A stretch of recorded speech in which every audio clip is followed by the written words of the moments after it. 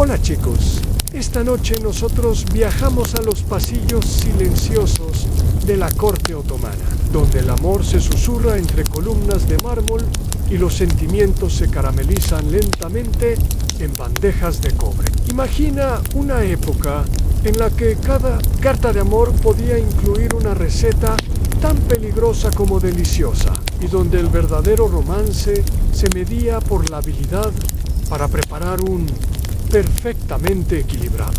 Sí, este cuento trata sobre cartas románticas, pero también sobre nueces, pistachos, jarabe de rosas y traiciones envueltas en hojaldre. ¿Y tú? ¿Serías capaz de resistir una historia que combina intrigas palaciegas con dulces turcos? Probablemente no, especialmente si has intentado alguna vez preparar baklava sin que se te deshaga en las manos. Spoiler, probablemente no sobrevivirías a esto sin una espátula de plata y nervios de acero. Entonces, antes de ponerte cómodo, tómate un momento para darle me gusta al video y suscribirte, pero solo si realmente disfrutas lo que hago aquí. Y dime, ¿desde dónde estás viendo esto? ¿Qué hora es allá donde estás? Ahora atenúe las luces. Tal vez encienda un ventilador para obtener ese suave zumbido de fondo y comencemos juntos. El viaje de esta noche. Te encuentras en una habitación alfombrada con motivos geométricos tan complejos que dan sueño con Solomon. Estás escribiendo a la luz de una lámpara de aceite, rodeado de bandejas de dulces, medio comidos y plumas salpicadas de tinta azul perfumada. No estás sola. Tus cartas no viajan por mensajeros oficiales, sino escondidas en los dobleces de servilletas bordadas, custodiadas por eunucos que probablemente saben más de romance que tú, Anne. Esta noche estás redactando una carta de amor, pero no es una carta cualquiera. La tinta contiene esencia de clavo. La hoja está impregnada con agua de azahar y entre los versos deslizas la receta de unas pastillas de azúcar perfumadas con menta que solo podrían existir en sueños anmiluna. Escribes: hoy los dátiles me recordaron tus ojos, oscuros, suaves, difíciles de pelar, sin ensuciarse. Tal vez no es la comparación más romántica del mundo, pero estás cansado y llevas 3 tazas de sherbet encima. De hecho, el uso del sherbet como bebida social tiene siglos de historia. Se cree que incluso Solimán el Magnífico lo usaba como excusa para visitas casuales al harén. Los historiadores todavía debaten si el sabor influía en sus decisiones políticas. Algunos juran que el imperio solo declaró la guerra a Austria porque se quedaron sin almendras confitadas. Mientras tanto, tú escribes como si tu corazón dependiera de ello y, en cierto modo, lo hace. Tu destineteria o destinatario nunca se sabe en palacio. Responde solo si tus metáforas son lo bastante cremosas y tus instrucciones culinarias lo bastante precisas. Como debes evitar que alguien muera por confundir una pizca de arsénico con una pizca de anís. Por supuesto, escribir en palacio tiene sus reglas. No puedes decir amor abiertamente, pero sí puedes hablar de siropes espesos, de texturas suaves, de la paciencia que toma preparar una mermelada de higos sin que se caramelice demasiado. Eso es romance. En clave pastelera detrás de ti, alguien tose con disimulo. Istua udonte.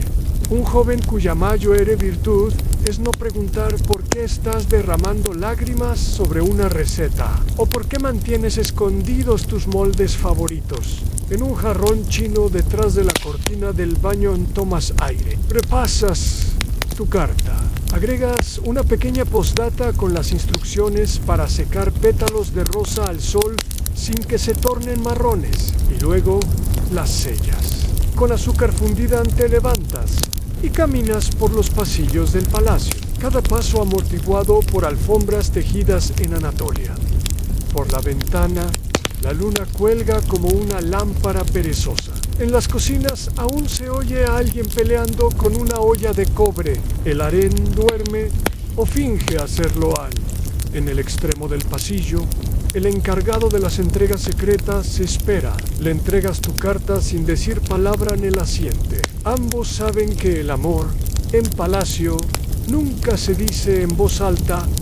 Regresas a tu cuarto. Te lanzas sobre los cojines. Sabes que tu carta será leída antes del amanecer.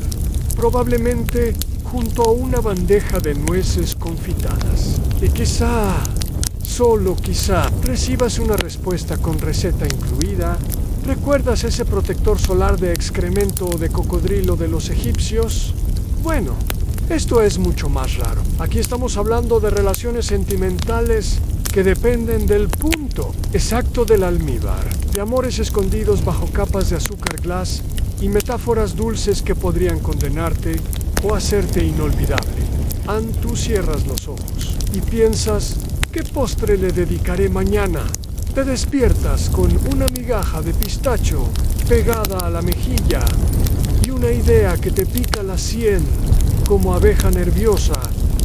Declarar tu amor de una vez por todas, pero no con palabras comunes, no con esos versos reciclados que usan todos los poetas empolvados. Del Palacio Non tú vas a confesar tus sentimientos con azúcar, aceite de sésamo y la más tierna de las albas ante. Sientas en la alfombra, piensas, el amor no debe llegar solo como una declaración, debe presentarse como una degustación. Cada palabra, una textura, cada emoción, un ingrediente. Escribirás con tinta de azafrán, claro, pero también tallarás un pequeño poema sobre la superficie dorada de una alba recién prensada. Anel. Alba, por cierto, no siempre fue dulce. Los antiguos griegos lo preparaban salado, casi como una pasta energética. Fue en Persia y después en el Imperio Otomano donde adquirió esa textura mística que se deshace en la boca y en los recuerdos. Algunos dicen que los mejores poetas de la corte escribían mejor después de comer 3 porciones. Los historiadores todavía debaten si eso era inspiración o simplemente una sobredosis de azúcar. De cualquier modo, tú decides innovar. Tomas un pequeño cuchillo con mango de nácar. Empiezas a escribir sobre la superficie blanda de la alba. Cuando hablas, las almendras se abren solas. Cuando miras, el pistacho canta. Cuando cales, todo sabe a canela. El resultado es tierno, pegajoso y sinceramente un poco cursi. Pero funciona, lo envuelves en una hoja de higuera. Junto al dulce, incluyes una nota con instrucciones para replicarlo. No lo cocines con prisa. El amor necesita fuego lento y girar siempre en el mismo sentido. Ya estás enviando poesía comestible y apenas es martes ante. Detienes un momento y reflexionas. ¿Por qué todo en Palacio gira en torno a la comida? Tal vez porque las emociones no pueden decirse sin disfraz aquí. Una sonrisa, una mirada, todo debe pasar por filtros de protocolo y vajillas esmaltadas. Pero un dulce, eso se entrega directo al alma, sin mediaciones. Mientras piensas, tu ayudante entra con un rollo de papel con bordes quemados. Es una respuesta. La tinta huele a agua de rosas y polvo de almendra. Dicen tu jalba sabía a deseo reprimido y a culpa empolvada. Añade más nuez la próxima vez. También más coraje. Decides que la próxima receta será más atrevida. Comienzas a trazar una lista de ingredientes. Pistachos recién molidos, miel que huela a monte, unas gotas de limón por el dolor inevitable y canela. Porque todo buen amor tiene algo de nostalgia, como quien prepara una bomba disfrazada de merienda. Tú amasas con intención, no es solo cocina, es alquimia emocional. Es el arte otomano de comunicar lo indecible sin perder el control, ni el apetito cerca de ti. Los eunucos cuchichean, tal vez sobre ti, tal vez sobre esa vez que hiciste un pudín tan romántico que 3 personas se declararon al mismo tiempo. Nadie quiere repetirlo. Hubo gritos, hubo lágrimas y se arruinó un excelente sorbete de zarzamora mientras esperas la cocción. Escribes una frase sobre un pétalo de jazmín seco. Mi corazón es como tu postre favorito, un crujiente por fuera, suave por dentro y demasiado frágil para el calor. La enrollas y la escondes dentro del dulce. No hay forma más honesta de decir te amo que arriesgando que alguien se lo trague accidentalmente antes de enviar tu nueva ofrenda. La prueba. El sabor es perfecto como un abrazo que te perdona todo, salvo llegar tarde. Lo colocas en una caja lacada, la entregas al mensajero. Esta vez lo miras a los ojos. No se te ocurra comértelo. Él sonría. Ya aprendí la lección con el sorbete de violetas. Ante queda solo. Tu corazón late como cucharón en olla de cobre. En palacio no hay promesas de amor eterno. Solo hay bandejas que se vacían y cartas que, con suerte, no terminan en el horno equivocado. El amanecer trae algo más que luz tenue, filtrándose por los vitrales turquesa. También trae un rumor, como siempre ocurre en los palacios. Esta vez tiene que ver contigo, o más bien con tu jalva. Al parecer, tu carta comestible fue interceptada por la concubina rival. ¿Recuerdas esa que huele a gardenias y siempre te saluda con una sonrisa más afilada que una hoja de laurel? Bueno, resulta que ella también hornea y peor aún, también está enamorada del mismo destinatario que tú. Aunque por supuesto, nadie lo admite en voz alta. En la corte otomana, los triángulos amorosos vienen con bordes de oro y un riesgo considerable de indigestión en el desayuno. Alguien menciona, sin mirar a nadie en particular, que cierta alba estaba demasiado dulce. Otro responde que le faltaba algo de fuego. Tocas la mesa con los nudillos. Respiras hondo. Finges que el comentario no te atraviesa como un pincho de cordero mal clavado. Decides que si el amor puede confundirse, entonces tus sentimientos también pueden quemarse. Un poco. La solución. Baklava, el más complicado, empalagoso y vengativo de los dulces. Capas finísimas de masa, untadas con mantequilla derretida, rellenas de nueces, más crujientes que tus expectativas, y bañadas en sirope caliente que se endurece con el tiempo. Literalmente, una metáfora del despecho glaseado en la cocina. Imperial. Reclamas un rincón. Preparas la masa con una furia controlada. Cada hoja estirada como si fuera la paciencia que te queda. Añades clavo. No por sabor, sino por mensaje. Y mientras las capas se apilan, también lo hacen tus pensamientos. ¿Cómo pudo confundir tu carta?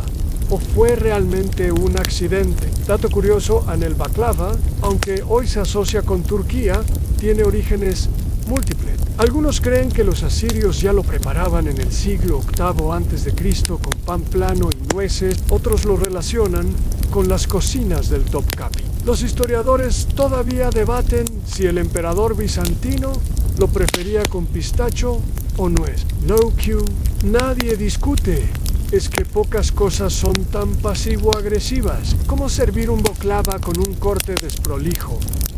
Tú eliges hacerlo perfecto, y él tan ordenado que parece una amenaza en sí mismo mientras horneas. La cocina se llena de ese aroma denso, azucarado y lleno de tensión emocional. Incluso los gatos que suelen husmear por las ventanas se detienen. Saben que algo se está cocinando. Emocionalmente hablando, tu ayudante se acerca. ¿Le echaste canela o rencor? Tú lo miras. Ambos pero el rencor está más tostado. El baklava sale del horno con un dorado que raya lo ofensivo. Lo cortas con la delicadeza de un cirujano. Cada porción es una pieza de ajedrez. Luego preparas la caja con la nota para compartir o no. Eso depende de si tus sentimientos también vienen en capas. No firmas, no necesitas hacerlo. Pero la rival no se queda callada. Al día siguiente, aparece en el pasillo con una bandeja de Eckerper, esos dulces esféricos bañados en jarabe, que suelen parecer inofensivos, hasta que te das cuenta de que están aromatizados con una flor que solo crece en su región natal. Puro mensaje territorial, una declaración de procedencia, una firma en clave botánica. Te cruzas con ella, la miras, ella te ofrece uno con una sonrisa que podría cortar la tensión en cubos al lo tomas. Loam Edges East, por supuesto que lo es. Pero tú no te rindes. Hoy harás un baklava invertido, uno en el que el sirope va primero y la masa después. Porque estás en ese punto del despecho donde todo tiene sentido y nada importa. White Pork, Seal, amor ya se confundió una vez. Quizás haya que darle la vuelta entera. En tus manos ya no tiembla. La cocina huele a venganza, a nuez moscada y a oportunidades perdidas. Afuera, las fuentes burbujean, los pájaros cantan, y tú piensas que sería buen momento para estudiar envenenamiento botánico. Solo por si acaso, pero en el fondo, sigues esperando que la carta correcta llegue al paladar correcto, que el sabor no se confunda, que alguien lea entre capas. Por ahora, horneas porque no puedes decir lo que sientes, pero puedes servirlo caliente. Is Midianosh. Y tú estás envuelto en un manto de terciopelo como si fueras una sombra con colesterol alto. Tus manos, que alguna vez solo acariciaban papel de arroz y pétalos de rosa, ahora sujetan una bandeja oculta bajo tela de lino dentro. Lo prohibido han delicias saturadas en manteca, rellenas de almendras y cargadas de azúcar, al borde de la herejía. Nutricional. ¿Recuerdas cuando el médico imperial decretó la nueva dieta del harén? Menos dulces, más frutas frescas. Como si alguien pudiera conquistar el afecto de un alma sensible con rodajas de pepino y yogur tibio. Tú, por supuesto, no piensas obedecer. Lo tuyo es el contrabando emocional. Operas al margen de la autoridad calórica. Y esta noche llevas cadeaf relleno de pasas, escondido como si transportaras cartas revolucionarias. Ante deslizas por los pasillos laterales, donde los tapices amortiguan el sonido de tus pasos y las estatuillas de porcelana te observan con la discreción de quien también ha presenciado demasiados romances no oficiales. La luna atraviesa un vitral y dibuja arabescos sobre el mármol. Hueles a mantequilla. No es ideal para el sigilo ante tu destino. Una celda privada en el ala este del harén, la favorita de la favorita. Sí, es A. No digas nombres. Aquí los nombres son tan volátiles como las recetas han dato de trivia para insomnes en la corte otomana.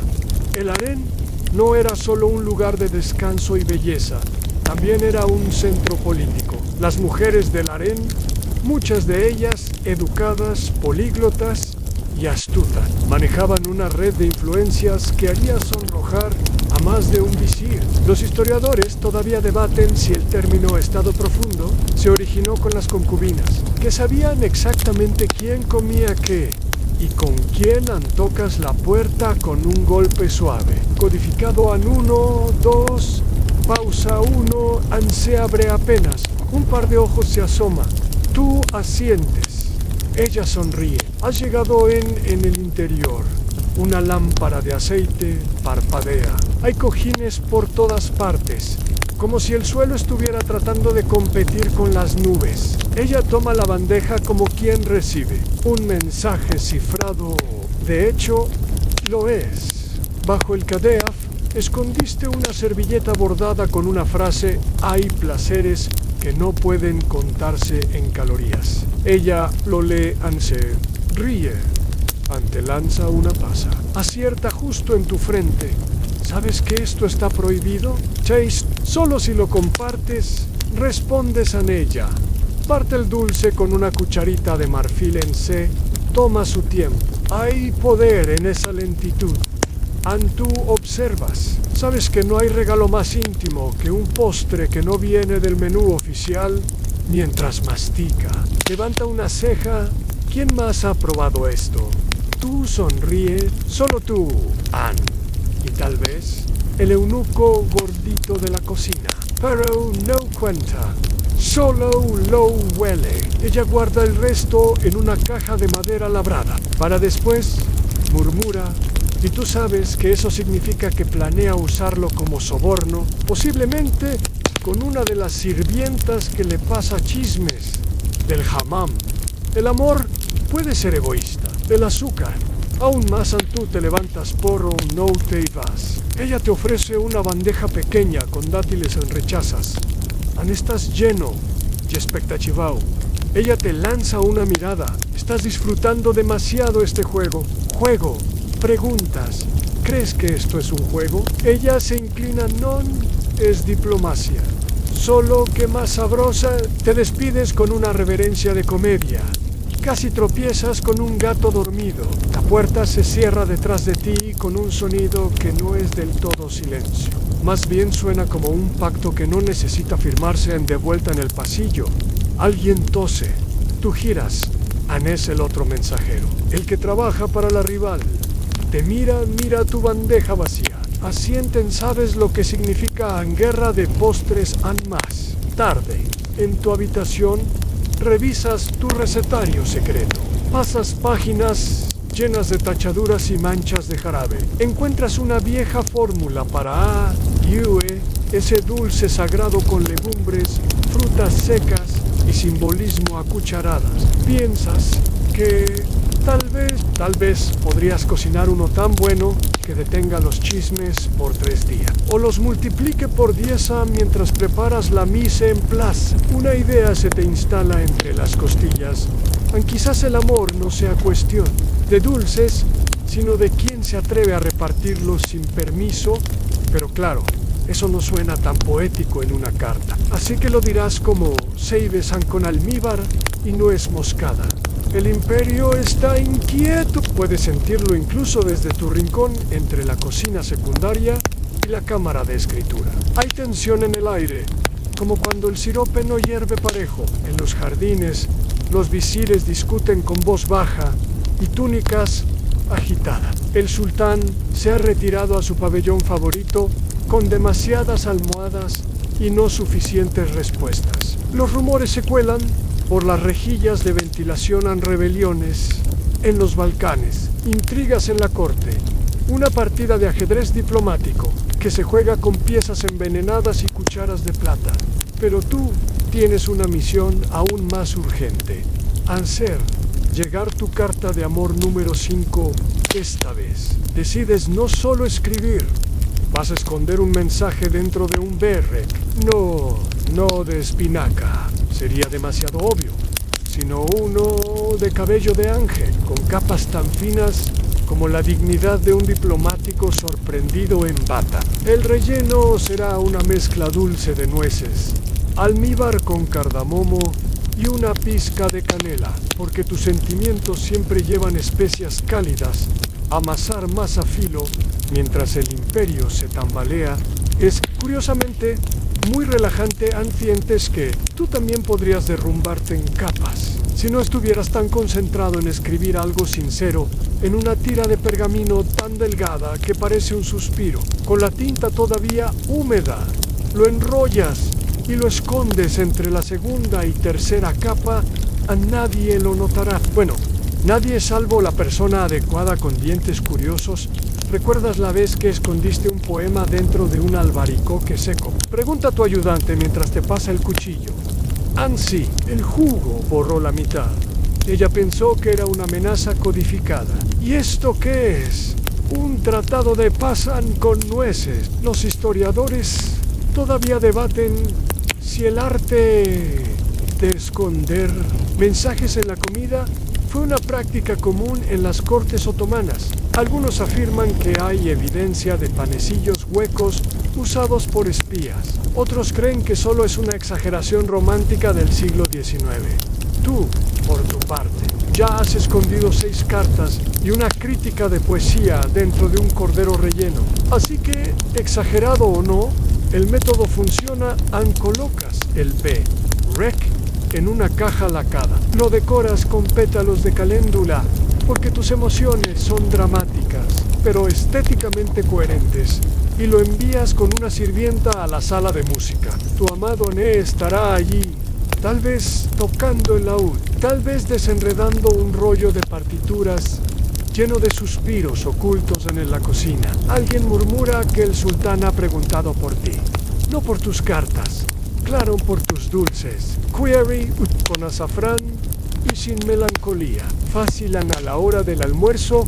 El palacio está más callado de lo habitual. Incluso los pavos reales del jardín se pasean sin graznar. Esos bichos saben cuando el ambiente está tenso. La bandeja del sultán regresa vacía, lo cual podría significar elogio o veneno exitoso. Prefieres pensarlo primero, y luego, por fin, llega la respuesta. Una servilleta doblada, sin nombre, sin firma. Solo 3 palabras lo leí. Crugia no sabe si es aprobación o crítica, pero decides tomarlo como un halago. Esa noche. Las fuentes del patio burbujean como si compartieran secretos. Tú te sientas en el alféizar con una taza de té negro. No hay respuesta oficial, pero en tu corazón sabes que alguien leyó tu carta, sintió el cardamomo, entendió la metáfora y quizás sonrió con las migas aún en la lengua. Piensas en los visires conspirando, en los soldados organizando levas en provincias remotas, en el sultán meditando sus próximos pasos, y tú, en medio de todo, con tus recetas como armas y tus sentimientos envueltos en masa. Quizás no cambiarás el curso del imperio, pero por una noche más, alguien te está leyendo. Why, eso basta. La traición llega sin fanfarria. No hay tambores ni clarinets, tris, solo el sonido hueco de una bandeja mal presentada y el olor inconfundible de nueces viejas. Tú lo reconoces al instante en ese dulzor torcido, como un abrazo dado con los dientes apretados.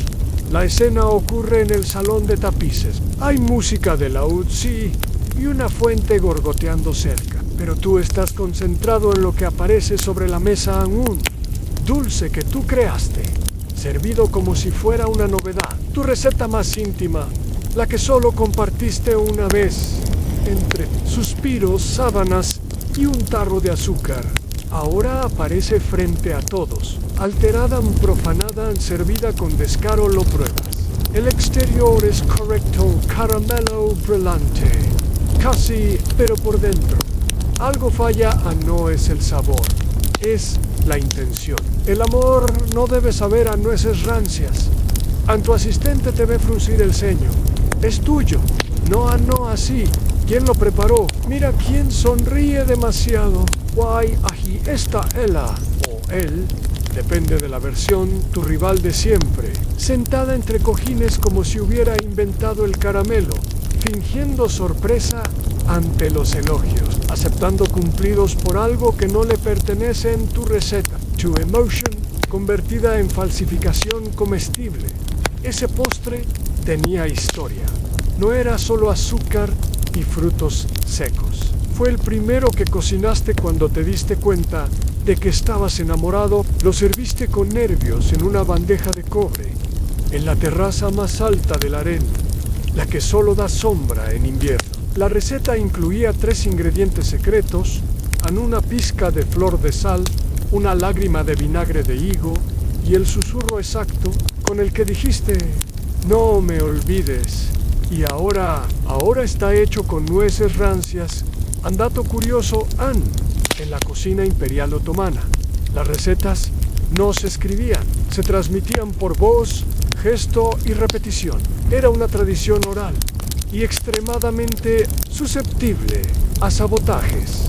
Los historiadores todavía debaten si la pérdida de la receta original del Helva de invierno fue una simple omisión o un acto de espionaje culinario. ¿Tú sabes cómo ocurrió esto?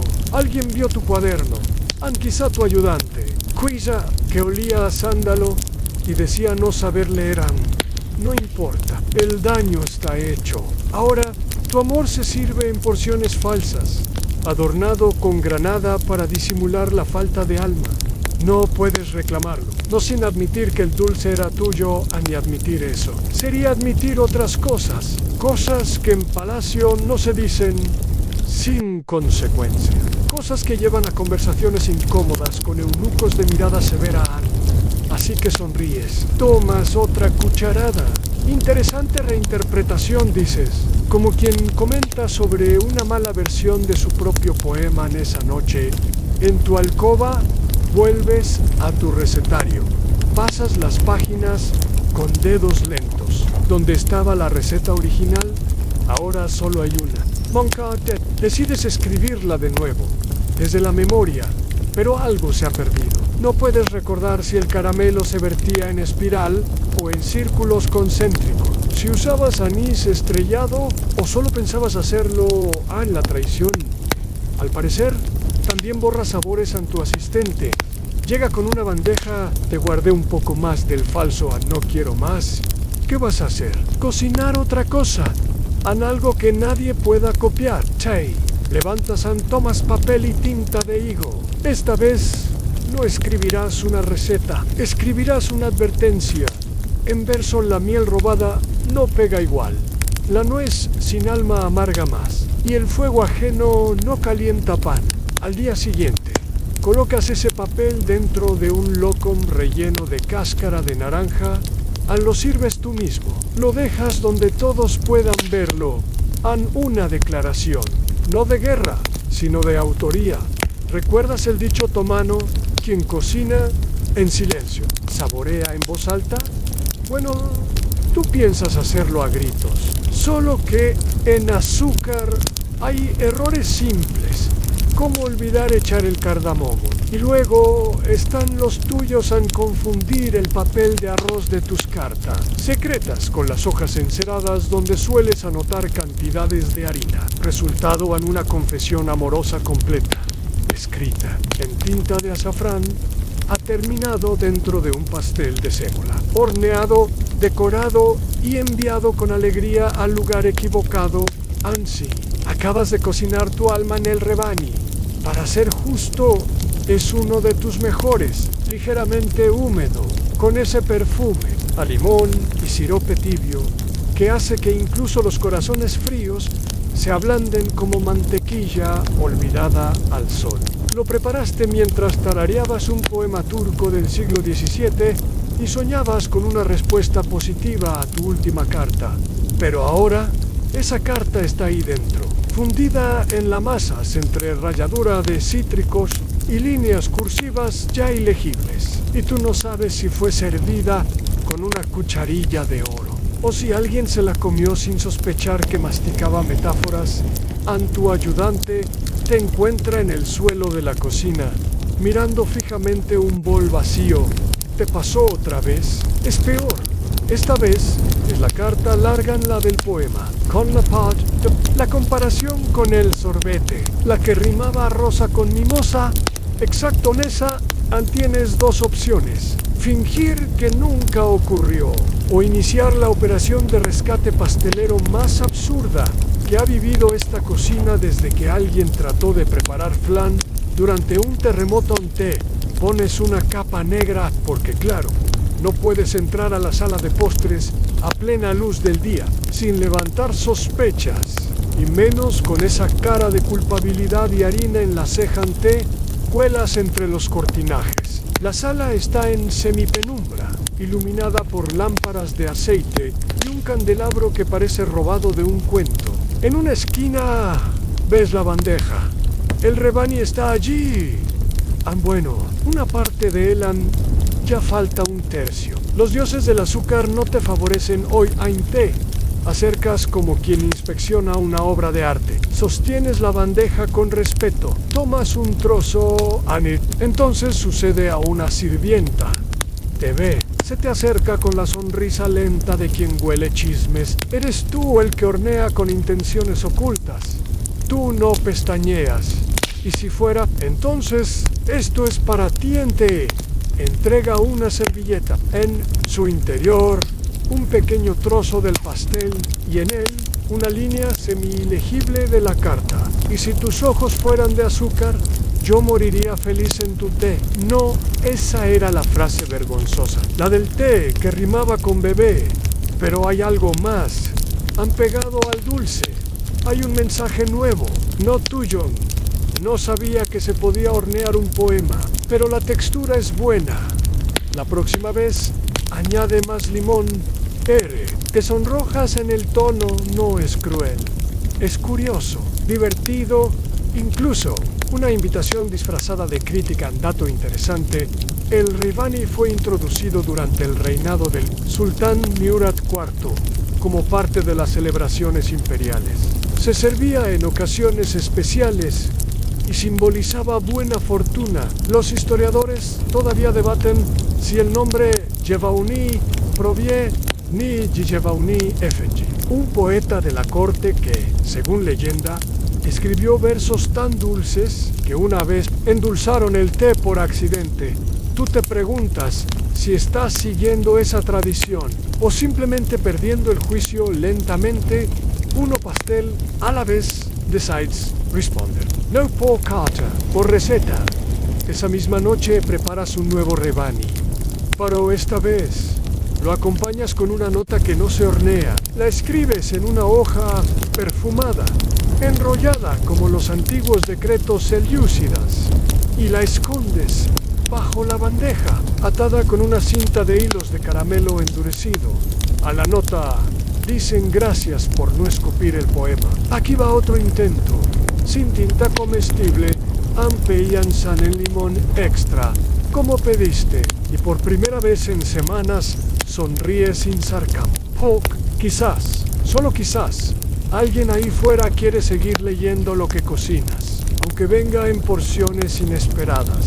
No hay nada más incómodo que una invitación directa del visir, que empieza con tenemos que hablar, excepto quizás cuando esa conversación ocurre en plena cena, frente a un estofado de granada humeante y absolutamente delicioso, porque, claro, no puedes llorar encima de un plato así sin alterar el equilibrio ácido-dulce, cuidadosamente logrado ante presentas con la túnica más neutra que tienes, ni muy romántica, ni muy conspiradora menos, y con las manos ligeramente temblorosas. No sabes si te van a interrogar, regañar o reclutar para un puesto administrativo en provincias remotas, como el encargado de dulces sin azúcar. Spoiler, eso sería el infierno.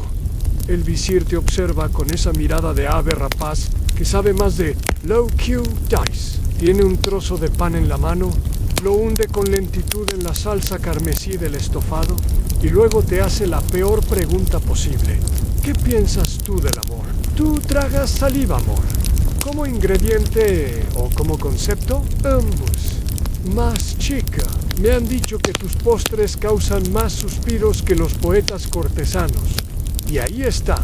El asunto en tus cartas.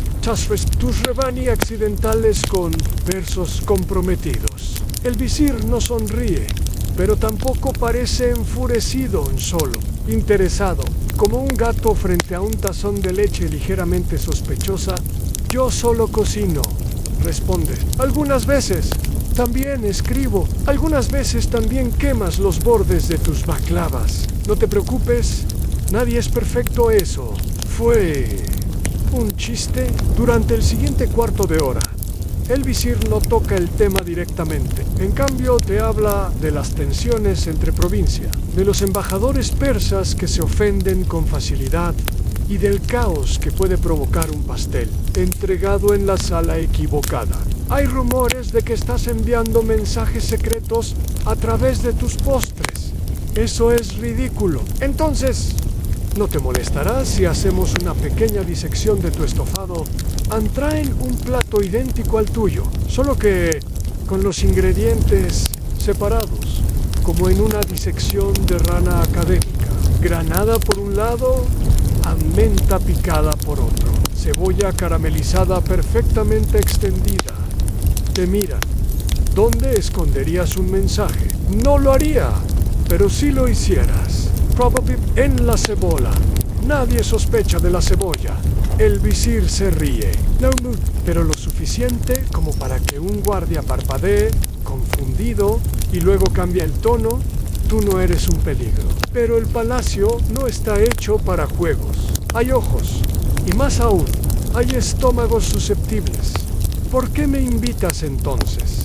Porque también hay corazones solitarios. Y porque no todos los mensajes en forma de postre son peligrosos. Algunos al reconfortan un dato histórico. Curioso, en el estofado de Granada, conocido como fesenjan. Fue una exportación cultural desde Persia que encontró hogar en las cocinas otomanas. Se consideraba una comida de invierno, nutritiva, energética y curiosamente filosófica. Algunos textos médicos de la época lo recomendaban para calmar la melancolía. Los historiadores todavía debaten si fue usado en ceremonias matrimoniales como símbolo de reconciliación o como advertencia de lo agridulce del amor ontú. En este momento te sientes un poco como una ciruela seca flotando en salsa espesa. Fuera de lugar, pero demasiado cocido para huir finalmente, el visir deja el pan a un lado. Solo quería saber si eres sincero y ¿qué has concluido? Que amas más la canela que la estabilidad política. Y eso, en este imperio, es un riesgo. Pero también un alivio. La cena termina sin castigos, tan sin ascensos, sin acusaciones formales Pero cuando te levantas, el visir te entrega una pequeña bolsa de tela, un regalo receta ancestral, con instrucciones. ¿Para qué es? Sopa fría de pistacho, ideal para noches calurosas. Y corazones inflamados, mientras regresas a tus aposentos, te preguntas si acabas de ser amenazado, u adotado, u ambos. El palacio otomano no es lugar para certezas en esa noche. No escribes ninguna carta, pero revisas tus ingredientes y decide que, al menos por ahora, tus emociones se mantendrán fuera del horno. La mañana siguiente huele a pan recién hecho y a ansiedad. Hay un suave canto de mirlos junto a la fuente central. Claro, no ayuda. Tu pulso tiembla como gelatina de rosa en un terremoto menor. Has decidido escribir de nuevo, pero esta vez con más cautela, o al menos con menos frutas pegajosas. Instalas tu escritorio frente a una ventana con vista al jardín. Porque, ¿qué podría salir mal si lo haces todo como en los manuales de meditación? Lámpara de aceite encendida papal di Arad y una pluma que te niegas a afilar porque, sinceramente, ¿quién afila una pluma cuando está emocionalmente inestable? Lo importante ahora es la tinta. Y aquí está el dilema después del incidente, del pastel de sémola. Desconfías del tintero tradicional, así que pruebas algo nuevo. Una mezcla experimental de miel oscura, agua de azahar y un toque, solo un toque, de colorante vegetal extraído de moras en el resultado en un líquido espeso, aromático, bellísimo y absolutamente infernal para la caligrafía porque, claro, las palabras no se deslizan. Se arrastran, se pegan, se diluyen. Y por cada trazo romántico que logras formar, hay dos borrones que parecen declaraciones de guerra. Pero tú insistes, porque así como el amor se confunde con obsesión, la tinta se confunde con jarabe andato histórico en la corte otomana. Las cartas amorosas no eran solo confesiones, eran verdaderas piezas de arte. Se perfumaban con almizcle, se decoraban con tintes naturales y en ocasiones se escribían con mezclas aromáticas que literalmente sabían al sentimiento expresado. Algunas parejas incluso conservaban fragmentos de las cartas como amuleto, aunque a veces también servían como evidencia en casos de celos palaciegos. En medio de todo este proceso, decides experimentar con la forma del lenguaje no escribes frases comunes. Escribes metáforas pastelosas como tus ojos son cucharadas de sorbete de violetas y mi alma se deshace como mantequilla en tus migas. Claramente, necesitas dormir más y leer menos poesía cursi de madrugada. Pero lo peor aún no pasa mientras estás concentrado en una línea particularmente elaborada Tus silencios son capas de hojaldre esperando azúcar. Alguien entra sin avisar es ella la destinataria. Y también la causa del 90% de tus accidentes emocionales. Llega con una bandeja de dulces y una ceja ligeramente arqueada. Estás cocinando. Pregunta mirando tu escritorio lleno de manchas pegajosas. Tu balbuceas. Es tinta nueva fórmula. ¿Comestible? Solo si estás dispuesto a leer con la lengua. Se ríe. Esa risa que empieza suave y termina por desarmarte como un postre bien calculado. Luego se acerca y con descaro imperial prueba una gota de la tinta con la punta del dedo. Demasiado dulce. Necesita un poco de limón para y colibra para sobrevivir. Curiosidad marginal. Durante el siglo XVI, algunos poetas sufíes creían que el acto de escribir con ingredientes sagrados, como miel, azafrán o granada, confería a sus textos un nivel espiritual superior. Otros pensaban que era solo un gasto absurdo de comida. Los historiadores todavía debaten si estas prácticas tenían propósitos místicos o simplemente eran un síntoma de hambre crónica. Con exceso de metáforas, él hace sin pedir permiso y comienza a leer tu hoja más legible. Te late el corazón como un tambor de guerra en ayuno. Excursian pero me gusta, aunque las violetas no son comestibles si no sabes prepararlas bien. ¿Eso es una amenaza? Es una sugerencia culinaria en la conversación. Se convierte en algo extrañamente íntimo, sin tono de cortejo, pero tampoco con distancia, como dos personas que han compartido demasiados secretos sin firmar ningún tratado de paz. Le hablas del visir, del estofado de Granada, de la carta perdida en el rebanian de tus dudas, tus recetas fallidas, tus sueños de escribir algo que no se derrita al sol, y ella te escucha sin juicio, solo con una cucharilla, girando lentamente en una taza de té que apareció de quién sabe dónde. Porque claro, el té siempre aparece cuando alguien confiesa al final. No hay beso, ni abrazo, solo un pequeño pedazo de papel que ella arranca de tu cuaderno. Lo dobla con cuidado y guarda entre las mangas. No todo necesita respuesta, dice. Levantándose entonces, ¿por qué lo llevas? Porque sabe algo que quiero recordar. Cuando se va, queda solo con tus manchas de almíbar, tus versos a medio cuajar y una pluma que ahora huele más a confitería que a caligrafía. Pero, por primera vez en semanas, no te importa. Quizá escribir no sea para ser entendido, sino para saborearse como los buenos postres.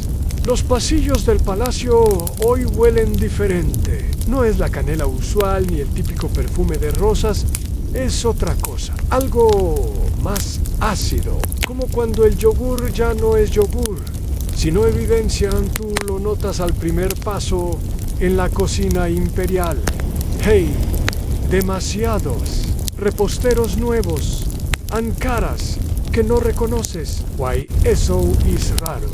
Porque en tu mundo, los que hornean juntos, se delatan juntos. Es un ecosistema cerrado, donde los pasteleros comparten chismes más rápido que recetas. Pero ahora hay un joven con mandil impecable, un bigote perfectamente simétrico y una expresión demasiado limpia. A nadie en esta cocina tiene la frente tan seca o los codos tan suaves. Desconfías sobre todo cuando él se ofrece a ayudarte. Con el almíbar de nuez, dame solo un instante para molerlas, dice, con un acento que no sabes ubicar. ¿Qué tipo de nuez estás usando? Preguntas, fingiendo despreocupación. Las normales. Responde. Allá dato histórico en la cocina otomana. Las nueces eran un asunto serio. Las mejores provenían de Anatolia y cada variedad, nuez de Castilla, avellana, pistacho, mendrao o majao, se usaba para platos específicos. Si confundías corrías el riesgo de ser desterrado de la cocina, o peor, obligado a trabajar en la zona de sopas. un castigo que ningún repostero tomaba a la ligera, Han, así que decides probarlo. ¿Podrías preparar tú el kadeaf relleno? Ya sabes, el que va con miel infusionada con azafrán y cardamomo tostado. ¡Claro!, responde sonriendo, demasiado confiado. Y es ahí donde caes en cuenta. Nadie, absolutamente nadie, sonríe así cuando le piden preparar kadeaf. Es una pesadilla logística. Es como pedirle a alguien que planche encaje con los ojos cerrados. Ante apartas y finges trabajar, pero lo vigila. Lo ves fallar un pequeño gesto. Al abrir el horno, se tapa la cara con el brazo. Un cocinero real jamás lo haría. Las cicatrices de calor son medallas en esta cocina. El vapor es tu enemigo, pero lo enfrentas como a una suegra de frente y sin titubeos. En Curiosidad Marginal existe un documento del siglo XVII en el que un cocinero imperial acusó a su colega de espionaje porque no sudaba bajo presión. Literalmente no sudaba, lo cual, según el denunciante, era inhumanamente sospechoso. Tú no tienes pruebas, pero sí muchas migas. Y las migas no mienten. El falso pastelero empieza a hacer preguntas tan sutiles como quién recibe postres fuera del horario normal, qué ingredientes se guardan bajo llave, si los rollos de masa se sellan con aceite o con resina, en todo bajo la excusa de perfeccionar su técnica lo enfrentas. ¿Sabes? El kadayif no lleva resina. Claron solo estaba probando. No, aquí no probamos, cocinamos. Y si pruebas sin saber, quemas la cocina o la traicionas ante mira. Ya sin sonrisa, solo silencio y algo más peligroso en respeto. Eres más inteligente de lo que pareces, dice. Y tú, más torpe de lo que tu bigote sugieran. Entonces, como todo buen espía, desaparece. No en humo, claro, solo con una excusa torpe. Me pidieron en la despensa. Y se esfuma entre tazones y especias. Cuando preguntas por él más tarde, nadie sabe su nombre.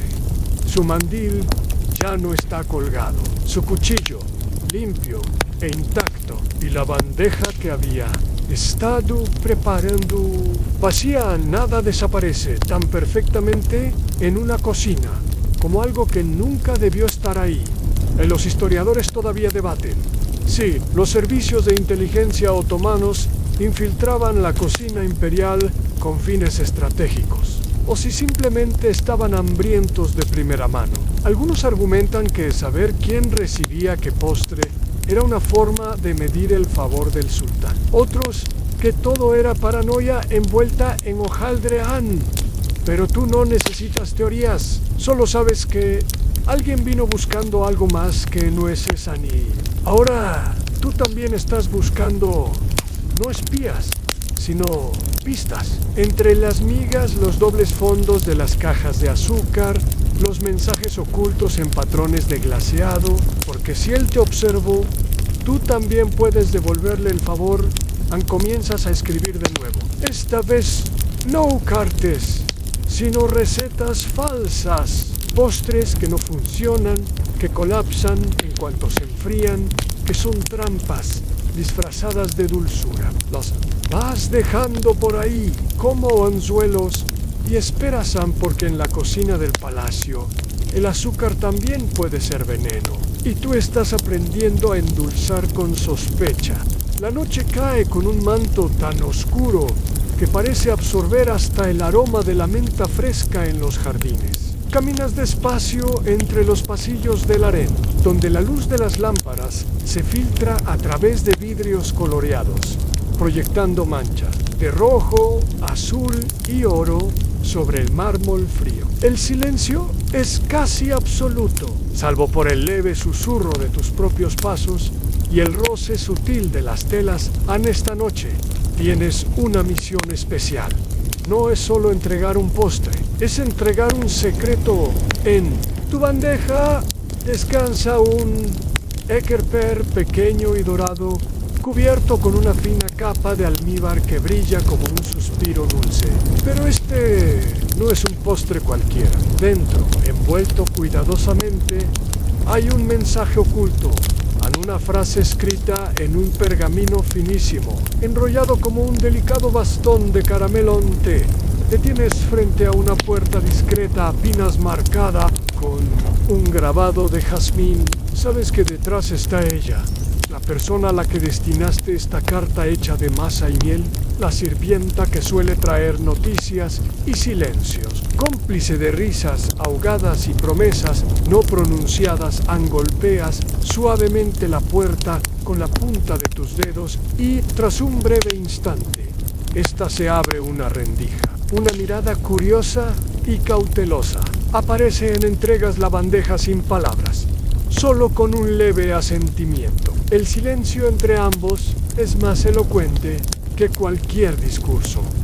Dato curioso, el Ekerper es un dulce tradicional que se remonta a la época otomana, símbolo de hospitalidad. Why? Los estudiosos aún discuten si su nombre Q significa pedazo de azúcar. Proviene de la idea de que se trata de un regalo tan dulce como un gesto de amor en. Ella toma el postre y con cuidado desenrolla el pequeño pergamino. Sus ojos recorren las palabras escritas con tinta que huele a azahar y a noches estrelladas. La phrase Dice en cada bocado, un susurro de mi alma. Suspira y levanta la mirada hacia ti. ¿Y si alguien encuentra esto? Susurra, la voz casi un hilo. Entonces, ese alguien también conocerá mis secretos. El aire parece espesar, lleno de azúcar y posibilidades. Tú te alejas con la sensación de que algo se ha movido, que un vínculo intangible ha crecido, aunque apenas perceptible. A los historiadores todavía debaten si los postres con mensajes secretos fueron un recurso común en la diplomacia otomana o un mito romántico exagerado por escritores posteriores. Lo cierto es que el poder de una palabra dulce es tan fuerte como el más afilado de los sables. Mientras regresas a tus aposentos, piensas en la fragilidad de las cosas, una masa fina, una tinta efímera, un suspiro compartido, y entiendes que, a veces, los secretos más importantes vienen envueltos en azúcar glass. En las cocinas imperiales, algunos postres están rodeados de leyendas y advertencias, no porque sean peligrosos para el cuerpo, sino para el corazón. Uno de esos postres es el alba de azafrán, un dulce tan delicado que se dice que quien lo prepara con intención de amor debe tener paciencia infinita y dedos de seda. Tú lo sabes bien, porque hace poco decidiste que ese sería el siguiente paso. Una receta que no solo envuelve azúcar y especias, sino también esperanzas y temores. Lo preparas con mimo, mezclando el azafrán más puro con miel líquida y una pizca de canela para ese toque misterioso. Sin embargo, esa noche, la carta que acompañaría el regalo no llegó a su destinatario. Algún servidor distraído la perdió en los laberintos del palacio. O quizá un viento juguetón la arrancó del sobre antes de tiempo. El postre llegó intacto, pero la palabra de amor se quedó en el olvido. A la persona que lo recibió saboreó la textura suave y el aroma embriagador, pero no supo del mensaje que debería haber encontrado. Tú esperaste una respuesta, un gesto, una señal, pero la nada respondió. Dato curioso, en algunas tradiciones otomanas, el halva es símbolo de dulzura y paciencia, y en ceremonias nupciales se usaba para sellar pactos. Sin embargo, las cartas acompañantes eran igual de importantes, ya que sin ellas la intención podía malinterpretarse o perderse en el tiempo. Los historiadores todavía discuten cuántas relaciones se salvaron o destruyeron por cartas extraviadas. ¿Tú recuerdas esa noche, mirando la bandeja vacía, sintiendo un vacío que ni el más dulce de los postres podía llenar? Pero no te rindes. Sabes que el amor es también una cuestión de tiempo. y de segundas oportunidades. Y mientras esperas que la carta perdida encuentre su camino, sigues preparando dulces que hablan por ti, con la esperanza de que un día alguien escuche. La noche es un lienzo oscuro salpicado de estrellas tímidas, y tú caminas despacio por los jardines del palacio, donde el aroma de jazmín se mezcla con la humedad de la tierra. Cada paso es un suspiro contenido, una promesa en esperan aquí. Entre las fuentes y los arbustos perfumados no se necesitan palabras habladas, solo se deslizan mensajes escritos en pétalos de flores, ocultos en pliegues de hojas y aromas que se llevan las brisas andesides, que es el momento de un nuevo tipo de comunicación, algo más efímero que la tinta, pero igual de poderoso. Preparas pequeños saquitos de tela fina, llenos de flores secas, especias y un toque de azahar. Dentro, un papel diminuto con un verso apenas legible, y los dejas en lugares estratégicos, bajo la rama de un naranjo, en la base de una estatua, dentro de un jarrón vacío. El destinatario sabrá dónde buscar, o al menos eso esperas. Un dato curioso, en la antigüedad, las flores y sus aromas se usaban como lenguaje secreto. En la corte otomana, el jazmín simbolizaba amor y devoción, mientras que el azahar representaba pureza y esperanza. Los historiadores aún debaten si estas prácticas eran un código real o simples tradiciones poéticas. La noche se convierte en un juego silencioso de encontrar y dejar, donde cada aroma lleva un susurro y cada susurro un latido. Al regresar a tu habitación, sientes que, aunque las cartas pueden perderse, los mensajes en el viento tienen vida propia, viajando más allá de muros y palabras. El ambiente está cargado de expectación y especias. Te encuentras en una habitación oculta del palacio, iluminada solo por candelabros y el brillo tímido de unas velas que huelen a miel y sándalo. Aquí, lejos de ojos indiscretos y oídos curiosos, se celebra un festín secreto. Los asistentes son pocos, elegidos por confianza y necesidad. El menú es un compendio de sabores cuidadosamente seleccionados, entre ellos el postre estrella, un pastel de dátiles y nueces con anglesiado de rosa y limón. Una receta que has perfeccionado con paciencia y un toque de rebelión. Este dulce es más que un postre, es un símbolo de alianza, un pacto sellado con azúcar y especias. Las risas suenan suaves, las voces bajan su tono, y en cada bocado se intercambian confidencias, planes y sueños. La atmósfera es de complicidad y esperanza. Dato histórico, los festines secretos en la corte otomana eran espacios para tratos confidenciales, intercambios culturales y a veces conspiraciones. Los postres servidos en estos encuentros tenían significados ocultos, y una última receta especial podía simbolizar la culminación de acuerdos o el inicio de nuevas alianzas. Historiadores aún debaten la veracidad de algunos relatos, pero coinciden en la importancia simbólica de la comida en estos contextos. Al terminar la velada, guardas la última receta con cuidado, consciente de que ahora tiene un peso mayo R. No solo alimenta cuerpos, sino también corazones y lealtades ansales de la habitación, con el sabor dulce en la boca y la promesa de que en medio del caos, la dulzura puede ser un refugio y un arma. El sol se despide lentamente, pintando el cielo con tonos cálidos que recuerdan al caramelo dorado que tantas veces has trabajado en tu cocina. Hoy decides que es momento de poner fin a esta etapa de cartas, recetas y secretos compartidos en susurros. Con la calma que solo da la experiencia, sientas frente a tu escritorio con la pluma preparada y la tinta de miel renovada y comienzas a escribir la carta final. No es una declaración apasionada ni una súplica desesperada, sino un suspiro sosegado que recoge todos los momentos, las dudas, las sonrisas y los silencios que han marcado tu camino en la tinta. Se desliza con suavidad, aunque la dulzura amenaza, con borrones, como si las emociones quisieran escaparse de las palabras. Hablas de paciencia, de sabores que perduran, de la esperanza que nunca muere y de la certeza de que, aunque las cartas puedan perderse o las recetas copiarse mal, lo que realmente importa es el acto de crear y compartir con cuidado.